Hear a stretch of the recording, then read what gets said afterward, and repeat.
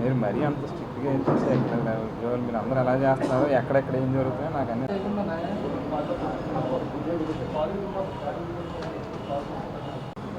నేను ఎవరన్నా వచ్చింది ఇప్పుడు వచ్చారా? శివాజీ అన్న వస్తున్నాడు. ఈ పాయింట్ కోసం ఎక్కడ ఉందా అని నేను చూస్తున్నాను. రాజు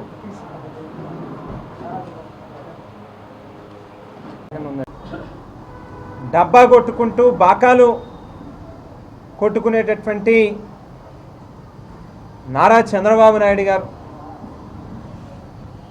ఎన్నికలకు ముందు సంపద సృష్టిస్తాను అని చెప్పి చెప్పడం జరిగింది. అంటే నేను ఇవాళ అడుగుతా ఉన్నా, సంపద సృష్టించడం అంటే ఏంటి?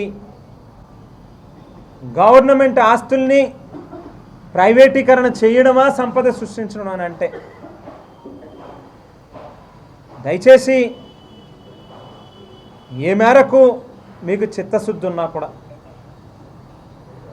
ఇవాళ పీపీపీ పద్ధతిలో గవర్నమెంటు మెడికల్ కాలేజీలని ప్రైవేటైజ్ చెయ్యాలి అనేటువంటి మీ ఆలోచనని వెంటనే వెనక్కి తీసుకోండి అని చెప్పి మిమ్మల్ని డిమాండ్ చేస్తూ ఉన్నాము.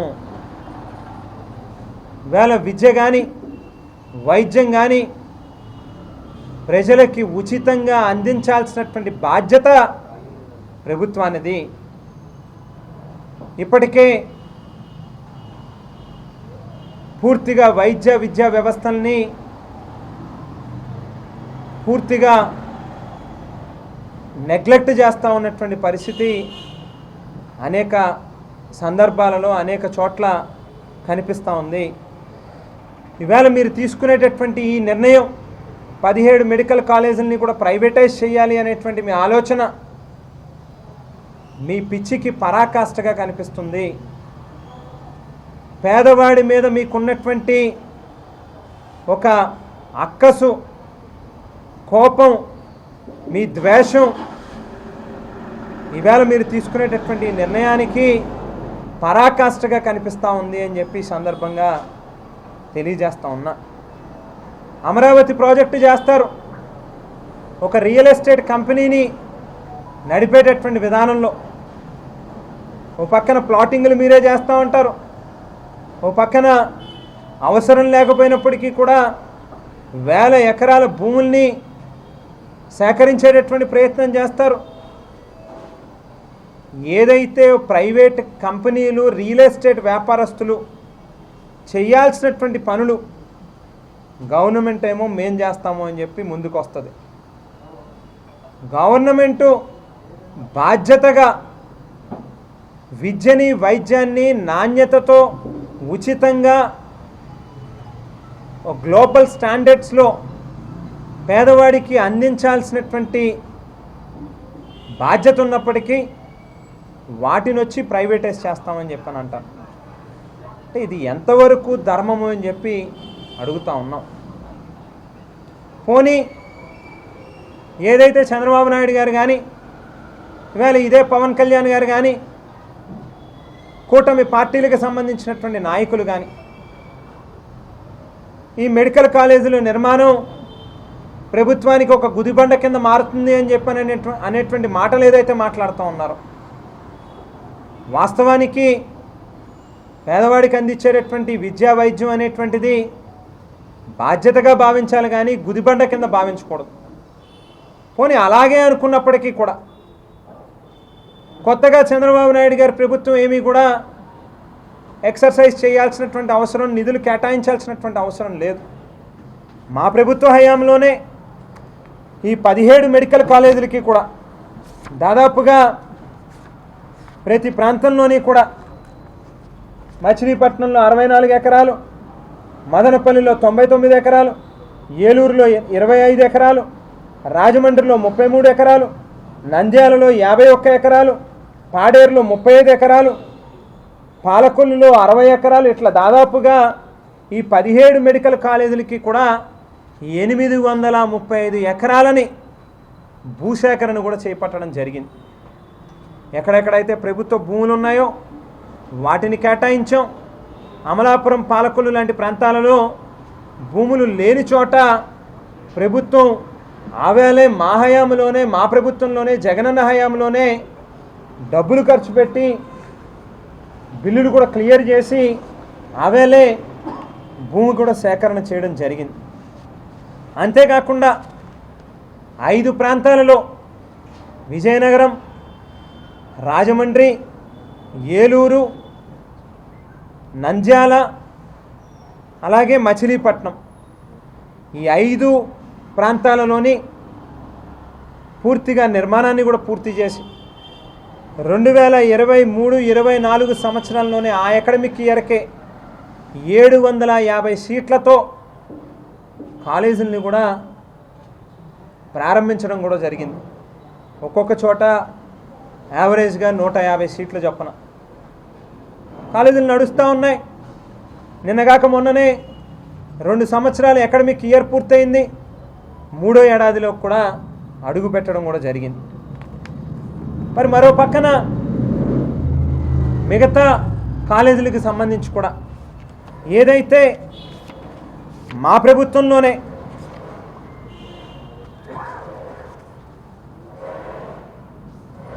నాబార్డు నుంచి కావచ్చు, గవర్నమెంట్ ఆఫ్ ఇండియా దగ్గర నుంచి స్పెషల్లీ స్పాన్సర్డ్ స్కీములో కావచ్చు, దాదాపుగా 8,480 కోట్ల రూపాయలు, 8,480 కోట్ల రూపాయలు,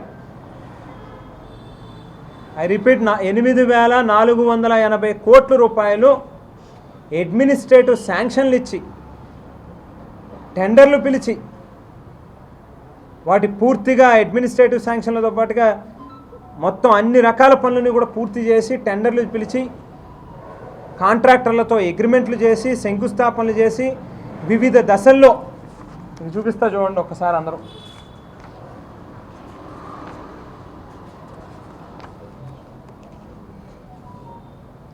మార్కాపురం మెడికల్ కాలేజ్ కన్స్ట్రక్షన్ ఈ స్థాయిలో ఉంది. మదనపల్లిలో ఈ స్థాయిలో ఉంది.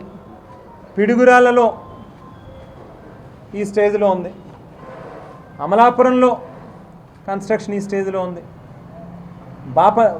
బాపట్లలో ఈ స్టేజ్లో ఉన్నాయి.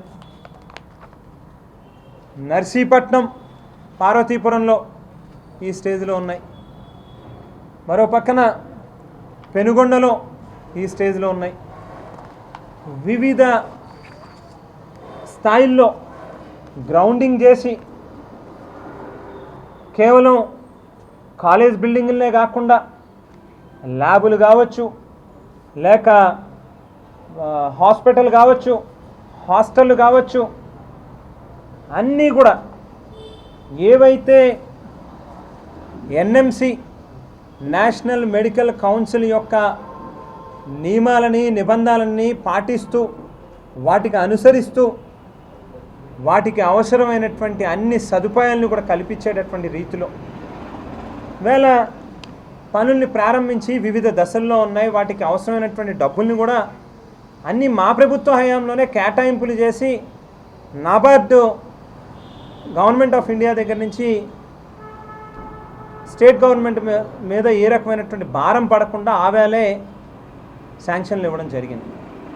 వేళ ఇంకొక మాట కూడా చెప్పాల్సిన అవసరం ఉంది. వాస్తవానికి 2014లోనే ఆవేళ కేంద్ర ప్రభుత్వం మూడు ఫేజుల్లో, 3 దశల్లో 2014, 2018, 2019 ఆగస్టు ఈ 3 దశల్లోని కూడా రాష్ట్ర ప్రభుత్వాలు మెడికల్ కాలేజీలు పెట్టుకోవడానికి ముందుకొస్తే కేంద్ర ప్రభుత్వమే వాటికి అవసరమైనటువంటి ఖర్చు అంతా కూడా భరిస్తుంది, మీకు ఆర్థికంగా సాయాన్ని అందిస్తుంది అని చెప్పి ముందుకొచ్చినప్పటికీ 2014లో ఇదే కూటమి ప్రభుత్వం ఆవేళ కూడా బీజేపీ, తెలుగుదేశం, జనసేన ఈ 3 రాజకీయ పార్టీలు కలిసి కేంద్రంలో అధికారంలో ఉన్నారు, రాష్ట్రంలో అధికారంలో ఉన్నారు. ఎక్కడైనా కొత్తగా ఒక్కటంటే ఒక్క మెడికల్ కాలేజ్ అయినా పెట్టారా? మరి మెడికల్ కాలేజ్ వదిలేయండి, చంద్రబాబు నాయుడు గారి పేరు చెప్పి కొత్తగా కనీసం ఒక్క మెడికల్ సీట్ అయినా పెంచినటువంటి పరిస్థితులు ఆవేళ ఉన్నాయా? పోనీ 5 ఏళ్ళు పక్కన పెట్టండి. చంద్రబాబు నాయుడు గారు ఈ తెలుగుదేశం పార్టీ పుట్టిన నాటి నుండి ఈరోజు దాకా ఎక్కడైనా కొత్తగా ఒక్కటంటే ఒక్కటైనా మెడికల్ కాలేజ్ కానీ మెడికల్ సీటు కానీ పెంచినటువంటి పరిస్థితులు ఉన్నాయా? ఒక్కటంటే ఒక్కడు కూడా లేవు. పోనీ కనీసం 2014లో ఇటువంటి అవకాశం దొరికినప్పుడు దానిని సద్వినియోగం చేసుకుని మనం అధికారంలో కేంద్రంలో కూడా ఉన్నాం అని చెప్పని ఉపయోగించుకునేటటువంటి పరిస్థితి కూడా లేదు. వీళ్ళు చెయ్యలేదు సరి కదా. ఈవేళ తిరిగి జగన్మోహన్ రెడ్డి గారు ఓ బలమైన సంకల్పంతో పేదలకి మంచి చెయ్యాలి అనేటువంటి ఆలోచన చేస్తే ఎందుకు ఎంతగా దీని మీద విషం కక్కుతా ఉన్నారు? ఇది ఏమాత్రం కూడా మంచిది కాదు అని చెప్పి కూడా తెలియజేస్తూ ఉన్నాం. 2019-20 నాటికి రాష్ట్రంలో ఉన్నటువంటి మెడికల్ కాలేజీల యొక్క సీట్ల సంఖ్య ఆవేళ కూటమి ప్రభుత్వం దిగిపోయేసరికి 2360 సీట్లుంటే 2025-26 అకాడమిక్ ఇయర్ కల్లా మేము ప్రారంభించినటువంటి మెడికల్ కాలేజీలు అన్నీ కూడా పూర్తయి ఉండుంటే ఈవేళకి 4910 మెడికల్ సీట్లు ఉండే ఈవేళ మన రాష్ట్రంలో. 2360 ఎక్కడ, దాదాపు 1923లో ప్రారంభమైంది మన రాష్ట్రంలో కొత్తగా మెడికల్ కాలేజీలు పెట్టడం అనేటువంటిది గవర్నమెంట్. ఆ వేళ నుంచి ఈ వేళ దాకా మనం చూస్తే 2023 అంటే ఇవాళకి 100 సంవత్సరాలు దాటింది. 100 సంవత్సరాలలో వివిధ సందర్భాలలో వివిధ సంవత్సరాలలో ఒక్కొక్క కాలేజు పెట్టుకుంటూ ఈవేళ 2019-20 నాటికి 2360 సీట్లుంటే కేవలం 5 ఏళ్ల కాలంలో 5 సంవత్సరాలలో జగనన్న పాలనలో వైఎస్ఆర్ కాంగ్రెస్ పార్టీ ప్రభుత్వంలో 4910 సీట్లకి పెరిగేటటువంటి పరిస్థితి వస్తే ఇవాళ ఎందుకు మీరు ఇంతగా విషం కక్కుతా ఉన్నారు దీని మీద అని చెప్పి నిలదీస్తూ ఉన్నాం. పీపీపీ పద్ధతేనంటే ప్రైవేటైజ్ చేయడం అని అంటే వ్యాపారస్తులు వస్తారు, పెట్టుబడిదారులు వస్తారు, పెత్తందారులు వస్తారు. వాళ్ళు వచ్చి సీట్లని ఇష్టం వచ్చినంతగా వాళ్ళకి తోచినంతగా అమ్ముకునే ప్రయత్నం చేస్తారు. ఎవరైనా వైద్యం కోసం అని చెప్పి పేదవాడు హాస్పిటల్కి వెళ్తే వాళ్ళకి తోచినంతగా వేలాది రూపాయలు, లక్షల రూపాయలు వాళ్ళ మీద భారం వేసేటటువంటి కార్యక్రమం జరుగుతుంది. అది తప్పు అని చెప్పి అడుగుతూ ఉంటే దానిని కూడా ఏదో ఒక రకంగా బూచి కింద చూపించేటటువంటి ప్రయత్నం చేస్తారు. ఒక పక్కన ఇవాళ మన రాష్ట్రంలో చూస్తే అనేక మంది వైద్య విద్యని అభ్యసించాలి అనేటువంటి కలగంటా ఉన్నటువంటి పేద విద్యార్థులు ఇక్కడ ఫీజుల్ని కట్టుకోలేక మనం ప్రైవేట్ కాలేజీలకు వెళ్తే చూస్తే రకరకాల ఫీజులు ఉంటాయి. ఒక పక్కన అడ్మిషన్ ఫీజుల దగ్గర నుంచి మొదలుపెట్టి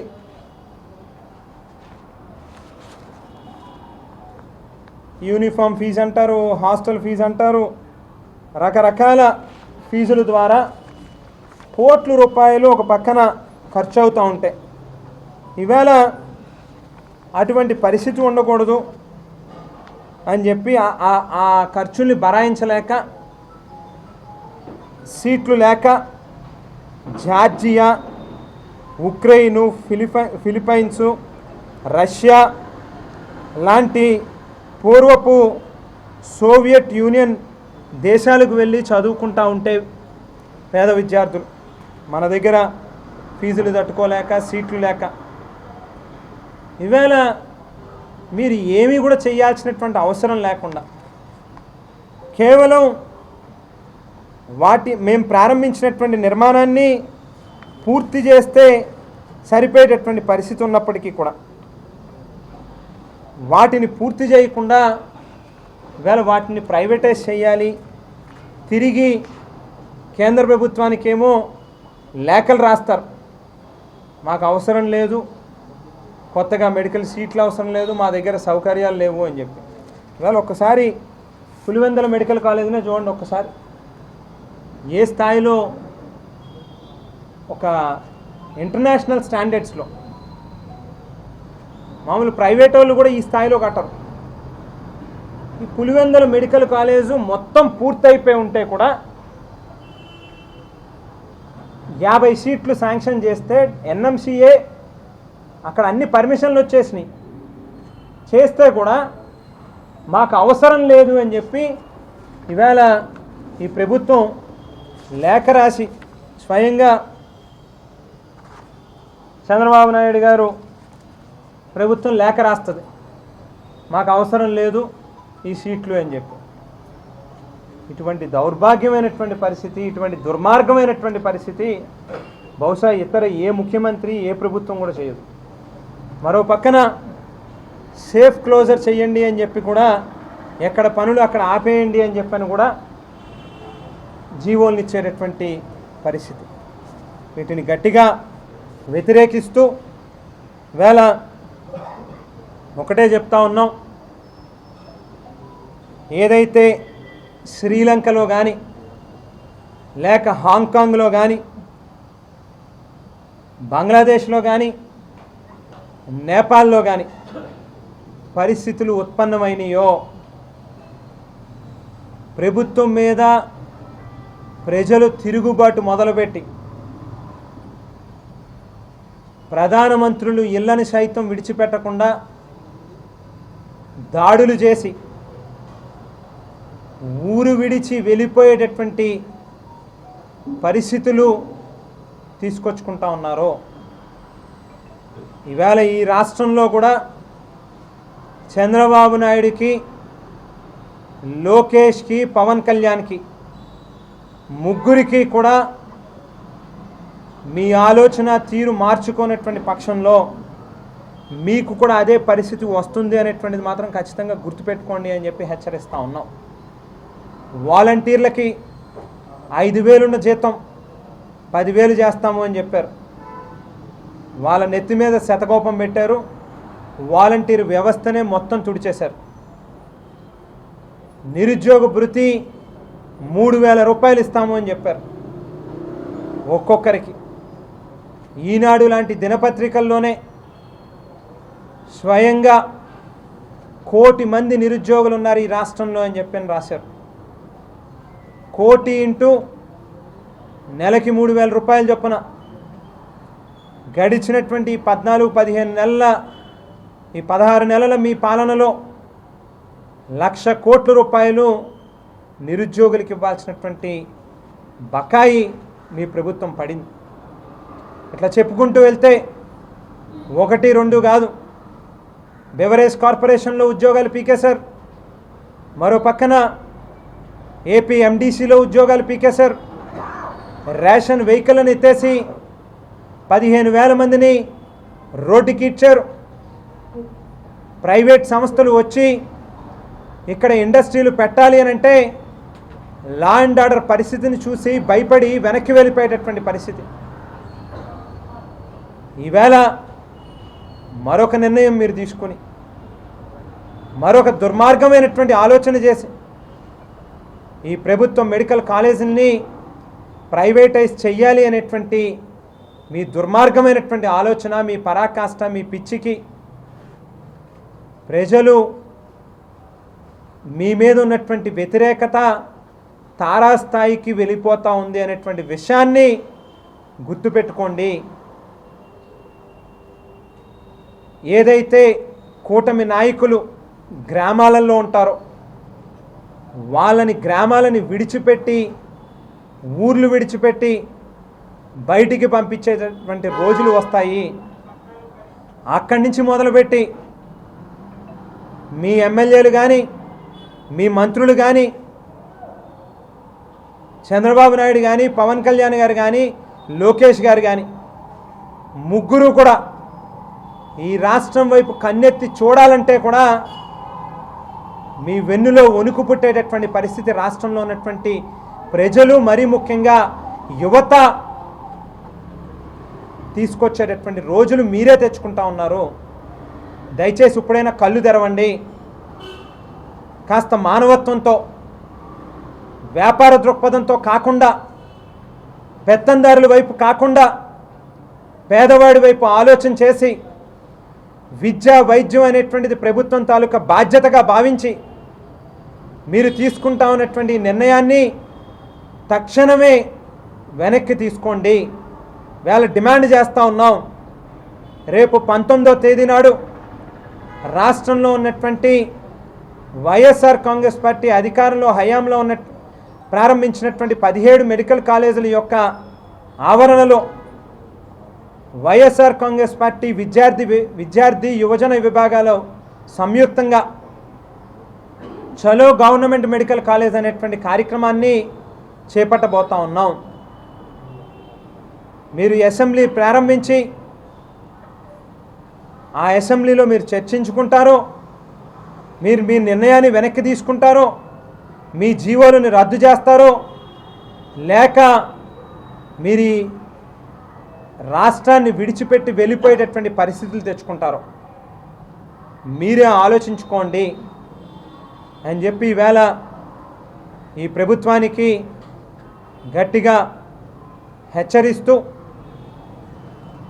రాష్ట్రంలో ఉన్నటువంటి విద్యార్థుల్ని యువకుల్ని అందరినీ కూడా పిలిపిస్తూ ఉన్నాం. చలో గవర్నమెంట్ మెడికల్ కాలేజ్ అనేటువంటి ఈ కార్యక్రమాన్ని విజయవంతం చేసుకోవాల్సినటువంటి బాధ్యత ప్రతి ఒక్కరి మీద కూడా ఉన్నది. ఈ కార్యక్రమంలో పాల్గొనాల్సినటువంటి బాధ్యత ప్రతి ఒక్కరి మీద కూడా ఉంది. ఇది కేవలం ప్రారంభం మాత్రమే. దశల వారీగా ఈ ప్రభుత్వం కనుక ఈ నిర్ణయాన్ని వెనక్కి తీసుకోకపోతే దశల వారీగా ఈ ఉద్యమాన్ని మరింత తీవ్రతరం చేసేటటువంటి కార్యక్రమం కూడా జరుగుతుంది. ఈ ఉద్యమంలో అందరూ కూడా పార్టిసిపేట్ చేయండి. చేయనటువంటి ప్రతి ఒక్కరూ కూడా ఖచ్చితంగా చరిత్రహీనుల కింద కూడా మిగిలిపోతాం అనేటువంటి విషయాన్ని కూడా గుర్తుపెట్టుకోండి అని చెప్పి కూడా తెలియజేస్తూ పాత్రికా ముఖంగా రాష్ట్ర ప్రజలందరికీ కూడా తెలియజేస్తూ సెలవు తీసుకుంటా ఉన్నాను. నువ్వు వెళ్ళి పని చూసుకొని మాట్లాడతాను మీ సిపితో. సిపి చేస్తాను ప్రెస్ మీట్ నేపాల్లో అంతకుముందు బంగ్లాదేశ్ శ్రీలంక హాంకాంగ్ 3 దేశాలు. 2000 నుంచి 2025 అయినా స్టార్ట్ చేయనా?